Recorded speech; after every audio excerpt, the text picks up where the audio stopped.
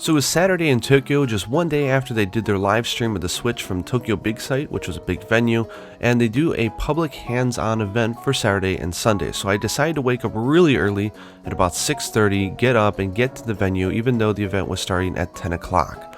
So morning trains were packed as you would normally expect, and it was cold as heck.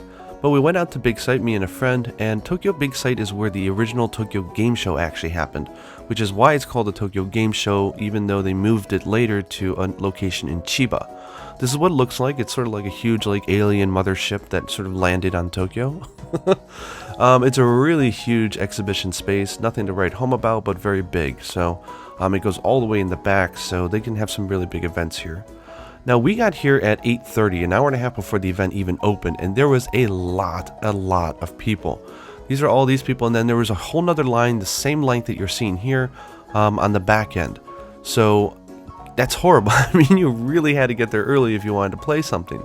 One of the things that we were really worried about was whether or not we'd be able to play any of the games or one or two of them.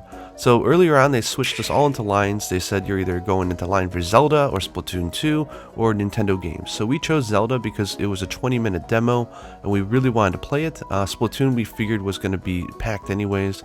And sure enough, the Splatoon line hit its max capacity before the event even opened, and that's for the entire day. So yeah, Japan loves Splatoon. So this is us going into the event. I will say that Nintendo did a horrible job at curating the event. I think the people on the floor didn't know what the heck they were doing. The layout, the flow of everything was horrible. A lot of people came to this event and they didn't get to play anything. And I think that's horrific. I think they should have had a bigger hall, more things on display. I think they just really handled it bad. That being said, the helpers that were there when you were playing the game were all wonderful. They understood the experience. They were good with kids. They were great. So I think it's just the event handling side that really dropped the ball. So here we go, the hands-on event 2017. So when you go in the venue, in the very middle they had the 1-2 switch, and it was really funny because they had these colored rooms where you can see the guy in there who is either you're going to do the eating contest against, or the samurai guy with the sword, or the guy thinking really deeply about the balls in the box. So it was really funny. They hired these foreign, I guess, actors to play in the room with people, and they were fantastic. We're talking like Disney World, Gaston level, really good. Like they were into their roles and they totally owned it. So I hope they got paid well. This is a screenshot of what it was like over at the Zelda booth. So we got our tickets to come back at around 11:30, and then we moseyed over to ARMS to get a ticket for that. Over across from all the displays, they had the unit on display, which is great, but everyone just wanted to play it. This is the Mario Kart section where you had everybody sitting down at a couch to simulate sort of the experience of playing it at home with friends. And Splatoon 2 was just mobbed. I mean, you couldn't even walk up there to see what people were doing. People really like Splatoon here in Japan, and for good reason. It's really cool. By this time, the venue was so packed that you could barely walk. But we managed to mosey back down to the Zelda booth before we can play, and I was able to take a nice picture of this cool statue that they had on display, and also see other people play. Now, I tried not to watch too much because I didn't want to spoil myself, but one of the cool things was it was really personalized. They had one assistant for every person playing, perhaps maybe to make sure you didn't steal something, or to make sure you didn't drop or break the unit, but you got to sit in a chair and play the game for 20 minutes. So, big demo. I think for, getting more people to play it, they should have limited it to 10 minutes, but hey, I got to play it for 20, so that was okay. Now here's me. I was able to sit down and play Zelda, and this is the puppy dog controller. I know it looks really small, but it feels really good in the hand. The trigger buttons at the top are smaller than what you'd get on a normal console, but I didn't find any problem when I was playing. Again, I'll cover hardware impressions at the end, but it was really comfortable to hold. So here's some screenshots of the thickness and what it kind of looked like in my hands. So Zelda was a good time. Then we headed over to play ARMS. ARMS is, of course, that versus game where you sort of punch forward and your arm springs outward to hit the opponent, and it was a lot of fun as well. We saw families playing, fathers and sons, mothers and daughters, everyone just having a really good time. The kids obviously were a little bit more frantic about it, but you didn't have to really throw your hands all over the place in order to play this game. They even had these people go on stage and do like simulated like celebrity fights. I don't know who these two people were. I think they were just normal show people, but that was a lot of fun as well. Then later in the day it was finally to play 1-2 Switch, and these are the rooms in which you went in and played. This dancing guy was so funny. Really high tension guy, really good dancer, and he was really fun. So I think he intimidated a lot of people, but then this guy came in, and you get to sort of put on like, you know, glamorous stuff, whether it's an afro or sunglasses or something, and then you can play with him. So I feel bad I took a video, but you guys can see, you know, when you get into it, you can have a lot of fun with these games, sort of like you did with the Wii. So then this one, they were doing a pose game, so I don't think it's that accurate. I mean, it's just probably the position and the angle in which you're holding the controller, and the rest is just up to you and your imagination to have fun. So basically they would strike a pose, you had to mimic it, and then it was your turn to make a pose and he had to mimic it, and the people who more, you know, accurately recreated the pose wins at the end. So these two were having a good time. They did have a really nice big Mario Odyssey statue that they created for the event, and they had a stage event where they showed off the game, but we were really busy playing something else. I didn't get to see it, so very little Mario presence at the event, but that's to be expected because the game's not coming out until like what, like the second half of this year. This is the Snippers booth. Snippers, of course, I will cover it later, but this was kind of the gem of the event. This is a day one purchase, absolute. I think everyone who was playing this game was smiling and having a really good time. Basically, you rotate your bodies with another player, and then you can press, I think it's the A button to clip them, sort of like scissors. And then you clip each other to make each other into the size that you need to clear the puzzles. So for example, there's this one, they were just having to go into there, and now you have to cut each other. See here? It's going to go here, he's going to hit the A button and clip the player on the right, and then they have to do it for the player on the left. And then you sort of do these puzzles. Now the puzzles, I was afraid they were going to be really simplistic for kids, but they were quite sophisticated, so I think adults are going to have a lot of fun with this game. And really, this made me warm and fuzzy inside. Seeing this father and the son and even the attendant, they were just having such a good time, laughing as they were playing, and really just getting a kick out of this game. And I think this is why it's the gem of the show, is that it's pure fun. Does it have to be on the Switch? Probably not. But the fact that you can pick out the Joy-Cons and play with somebody else without a second controller is definitely a plus here. Here's a hardware display, very nice things, but of course we can see all this on the website, so it was no really big deal. Pro controller was looking good, but I wasn't able to touch it at the event, which kind of made me disappointed. Really wanted to try that out. And this was then the Mario Kart area, which we went to play. So pretty much they had 4 against 4, so they were demonstrating that you could have 8 people connected all at once. I don't think in a real life setting outside of a competition you'll ever have that, but it is nice to know that it can connect to a lot of different devices. This is just some images of what the 1-2 Switch booth looked like. It was sort of at the center of the hall, so definitely the showcase. And if you were lucky enough to get a ticket to play, they gave you 2 tickets and you can choose 2 of the mini games that you wanted to try out. And really all the different people at this event were really over the top, high level acting. So props again to the people who are on the actual floor doing the work. As far as the event organizers, they didn't even know where the lines were. This was the count ball demo. This is us waiting to go in.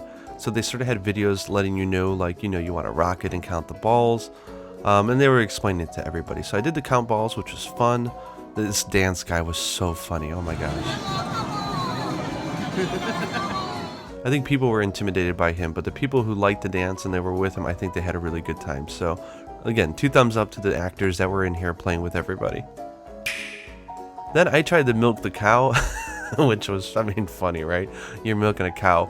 But it was really funny. The guy that was there from the actual commercial was with the guy in the booth, and he was really funny as well. So I'd go in here and he was role playing and, you know, accusing me of coming in to take over his farm and stuff like that.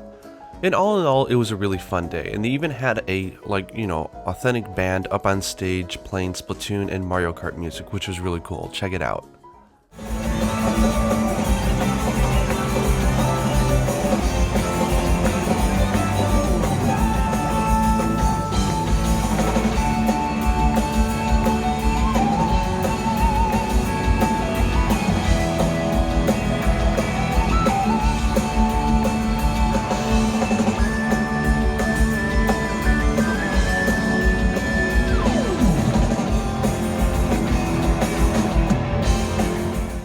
Okay, now I want to give you some of my game impressions and my impressions of the hardware. I'm not going to cover what they do because we already know, but I'll let you know what I thought as I played the games. Now for Zelda, I like Zelda, but I'm not a huge die-hard Zelda fan. but we wanted to make sure that we got to play one of the big games, which is either Zelda or Splatoon 2. So we chose Zelda, and it was a nice 20-minute demo where we got to play from the start, and pretty much explore and do whatever the heck we wanted. So one of the other cool things is we were able to switch between the TV mode and the portable mode as many times as we wanted. So I was able to check out both the puppy dog controller and also the experience of switching it between the TV, which was really good. So before I get into the game, I will say that this was the demo that made me feel much more at ease about the puppy dog controller. So when I say puppy dog, I mean the grip, or whatever the heck they're calling it. It was really comfortable. It felt like a standard controller, and I definitely think that you don't need a pro controller. I think for most people, if you just put the Joy-Cons into the grip, that will serve as a well enough console controller for those who don't want to shell out the money for the Joy-Con controller. One thing that was a little disappointing though was that with the grip, the actual Joy-Cons are in the middle and you're holding onto plastic grips. So any type of rumble you won't really feel as much as if you had it in your hand. That being said, one thing that I didn't like about Zelda is I didn't feel a lot of opportunities where they were using rumble, which is kind of weird because you'd think like when you pull your bow back and do all sorts of stuff that there would be some pretty dynamic vibration going on, but I really didn't feel it. Hopefully that'll be changed in the final product. Okay, so going into the actual game, we had 20 minutes to do whatever the heck we wanted. So when I got out into the open world, I just shot left when I know that they wanted me to go to the right. So I did some adventuring. I just went into some random sort of puzzle areas, fought some goblins, really had some good time. I liked the atmosphere, I liked the music, I liked the controls, and I really liked the minimalistic UI. All the icons aren't very flashy or gaudy, so I was able to really focus on the beautiful world that they created. I definitely think that I will be getting this game at launch. I really enjoyed it, but it wasn't without some things that kind of bugged me. One of them, which I just mentioned before, was kind of a lack of rumble. I was really expecting them to really step up with the vibration for a more immersive experience, but I really didn't feel that, at least in the first, like 10 minutes of the game. Another thing that kind of bugged me was the cutting grass effects. Like, my experience with the old school Zeldas was cutting grass is supposed to feel really good, sort of like a really good action game. But for this one, when I swung the axe and I cut the grass, I mean, you got the cut, but then the grass kind of just stopped for a second and then faded away. Like, it didn't feel like I was cutting it, and I was really disappointed that you didn't have that shh kind of feeling as you're hacking through it, so to say. The other thing I kind of didn't like was the frames per second. Now, I know they're saying that they're improving it and the final product will be much better, and they're aiming for 60 frames per second, but the demo that I played was pretty much 30 frames per second on the TV, but it dipped down into about 15 to 20. That being said, they have that to focus on and fix, so I think they'll make a lot of improvements because we've seen it before and it looks really good. On the handheld version, if you pull it out and play with it as a portable, it's absolutely gorgeous. There's no problems with frames per second at all, and it was really great. One cool thing also that I noticed playing this in portable mode is that for the Nintendo Switch hardware, the image is really close to the screen, almost like you get on a really good smartphone device, where sort of like the older, I think like 3DS and stuff, the image feels kind of embedded a little bit behind the screen. This is really crisp and clear, so I think portable Zelda is going to be a lot of fun. I wish I had some play impressions for Splatoon 2, but it's so popular here that they kind of maxed out on how many people can play for the entire day before the event even started. And we're on the second day, which is the final day of the event today, that when I'm making this video.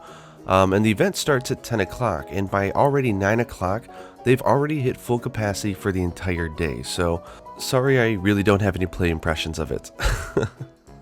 Okay, and then we have 1-2 switch. So the way they were doing it at the demo here in Tokyo was when you go in there and you waited, you got 2 play tickets, and you got to choose from a few different of the mini games that they had, of which ones you want to play. They had the dance game, which was definitely not something I was going to do, because you had to dance in front of everybody. It was kind of funny.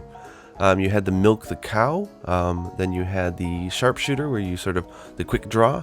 Then they had the eating contest, which uses that motion IR sensor, and then they had the count the balls, which is sort of really to show off how good the new haptic feedback inside the controller is. So the first one I played was the haptic feedback, and that was the count the balls. And this is a really simple game.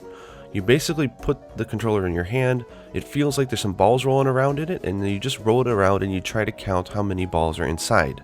And if you're right, you're right. So it was a really good demo, I think, of the haptic feedback. It wasn't as groundbreaking as I was expecting or hoping it would be, but it was still really good. So I think they showed off that they could do lots of various degrees of rumble. You can feel the rumble either on the back end or the front end or the sides of the controller. So I'm kind of excited to see what developers might do with this in other games. That being said, it's literally just count the balls, so it's not exactly a game that you're going to play over and over. After that, I went for the milking the cow because I really just wanted to test the haptic feedback. So, I mean, you guys know what it is. You pretty much pretend that you're milking a cow, but it was really a good example of how sensitive the controller understands if you're holding it straight up or down, the velocity or the acceleration in which you're pulling on it, the timing of how you're pressing the buttons, like you're squeezing the cow. And I thought it was just a really good demo that these small little Joy-Cons, which I mean, they're almost weightless, which is crazy, pretty much have the most advanced and accurate gyro, accelerator, and haptic feedback that I've ever had experienced in a game controller. So I thought it was a great demo. Again, not something that you're going to want to play over and over again, but a good enough tech demo. And that sort of brings me to my main gripe about this. I don't see how 1-2-Switch is a title that they could sell. I mean, they might have like 20-30 games, who knows? But most of these are 1 or 2 ideas that you might have fun at a party and you're not going to do again. Where something like Wii Sports, those are games that you're going to want to replay. I just don't see replay value in a lot of these. So I don't know why they didn't package it with the product. I really think that was a mistake.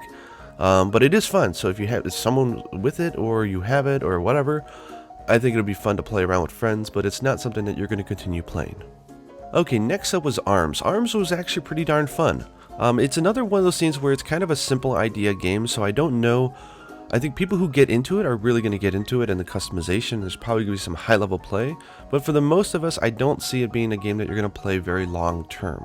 But then again, we've only seen it once, so we don't know what type of different modes of play there may be, but if it's just straight on versus mode, I don't know if it's something that I'll pick up right at launch, but I'll probably definitely pick it up if it's in the discount bin.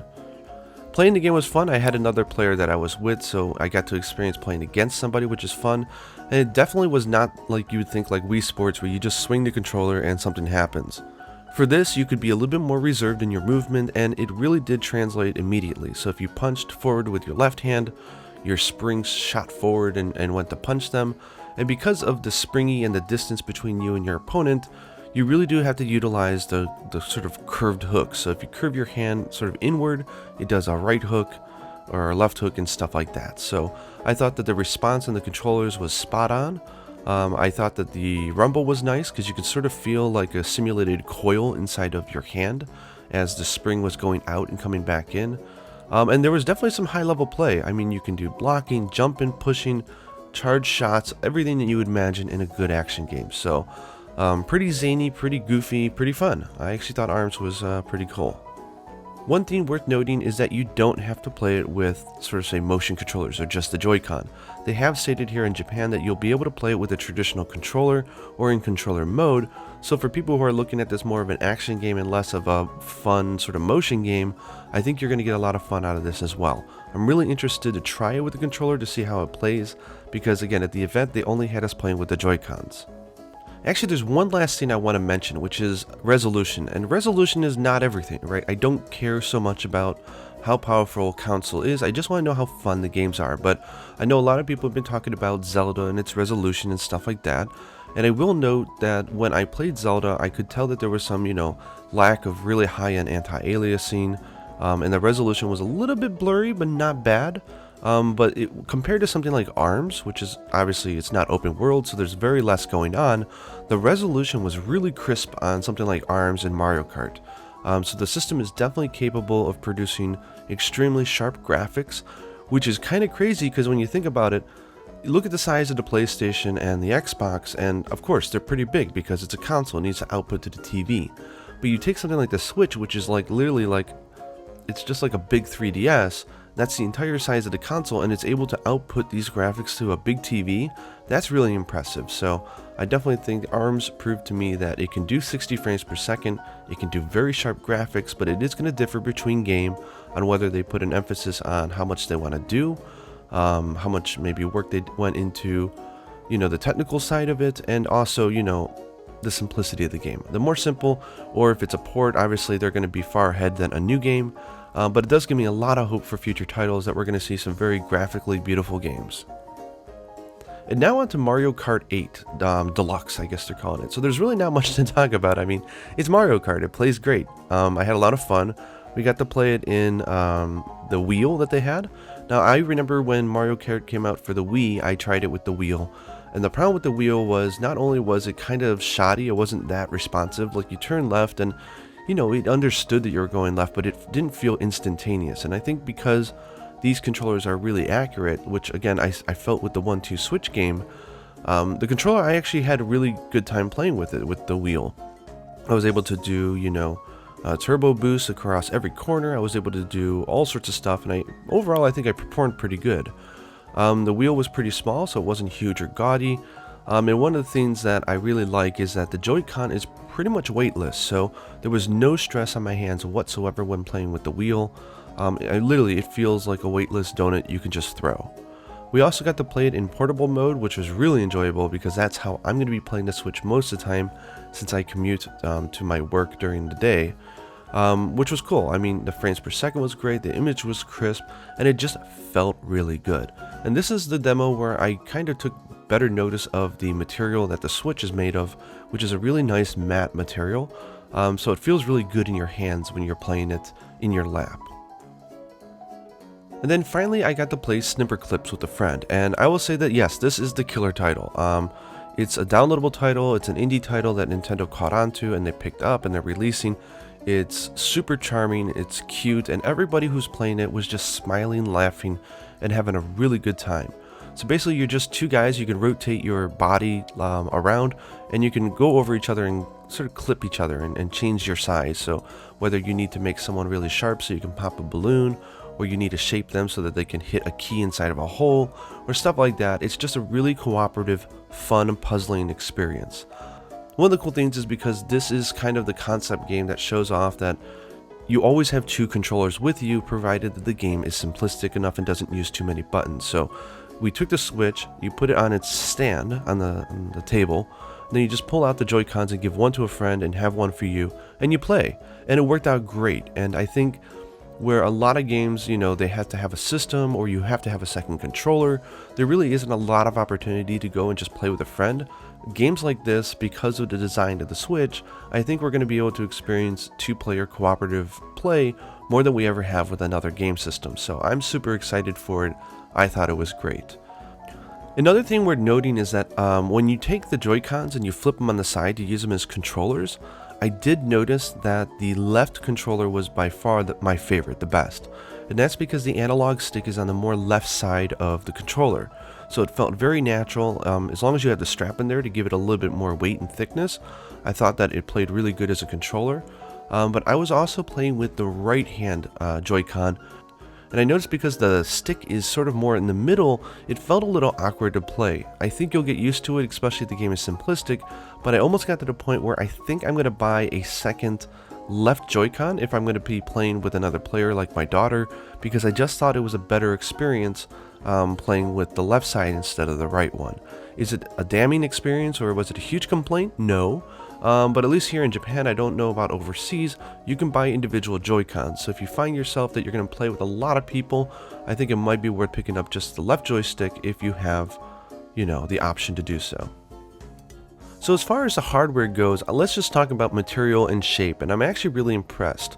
Usually Nintendo has really crappy design for the first run of the console, like the original DS was horrible, original Game Boy I didn't like. The Wii was, I mean, pretty much Wii, but the controllers obviously got a huge overmake when they made the Wii Motion Plus.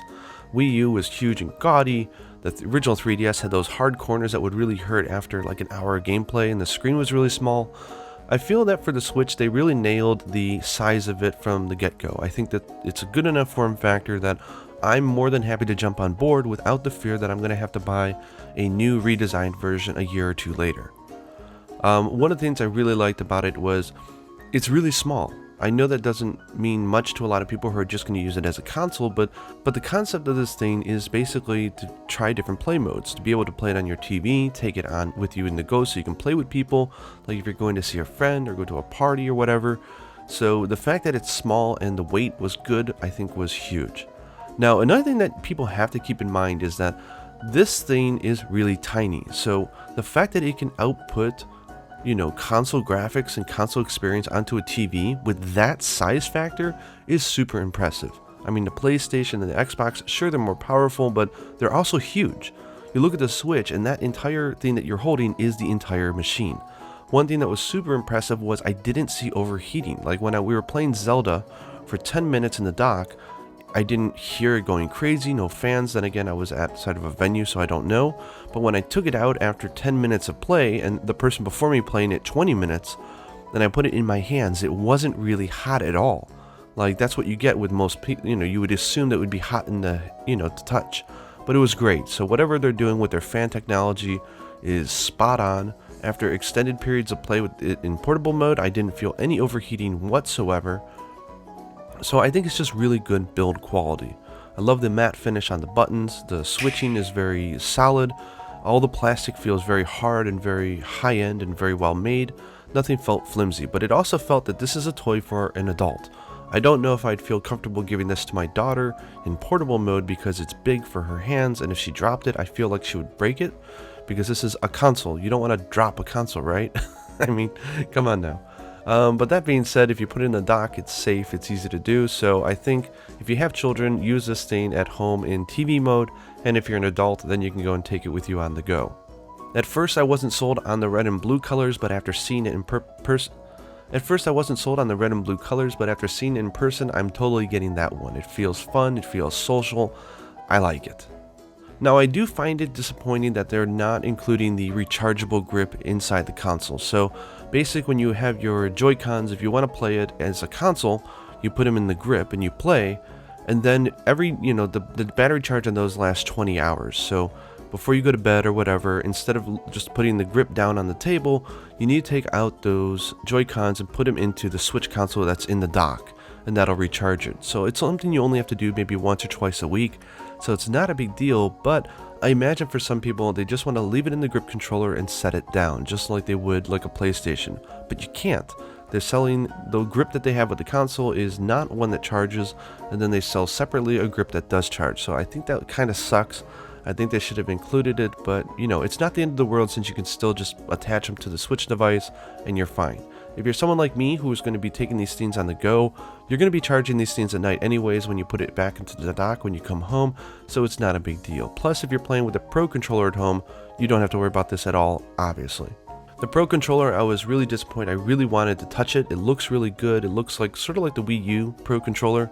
They're touting that it has 40 hours of battery, which normally I wouldn't believe, but the Wii U Pro Controller was really superb in that department as well, so I totally believe it, and I'm looking forward to it. So I'll definitely be picking one up, and it's nice to know that the Pro Controller also has the NFC chip as well as the haptic feedback in there as well. So it's a full experience, it's not just, a nice form, so definitely looking forward to that, and I'll probably take it on the go as well to play it in tabletop mode. Anyways, that's my impressions. I would say that overall, the Switch was impressive, it was fun, it wasn't as much a groundbreaking technology or anything, than it was just a really polished execution of everything they've been trying to do with the last three machines. It had the concepts of like the portable devices, the Wii and the Wii U all put together very nicely in a very well executed package. And if you're a Nintendo fan, you're going to get the Switch. Face it, we just want a nice machine that plays Nintendo IP and then some other cool games. So we're going to get it. That's great. If you're not a huge Zelda fan, I don't really see a reason yet to pick it up at launch because they really haven't announced anything that I think would, really push you to early adopt. But if you're like me and you're an early adopter and you just want to have it and you want to play it, then yeah, get it. You've already pre-ordered it, so I'm not talking to you. But yeah, I think for most people, if you want to hold off and wait until there's some games that you want to play, I don't see that being a problem whatsoever. But yeah, it was just really nice. So totally looking forward to the Switch. Happy I was able to go to the event, and not sure if I gave any insights into my impressions, but that's what I felt. So anyways, thanks for watching. I hope you guys get an opportunity to check out the Switch as well. And until next time, happy hunting.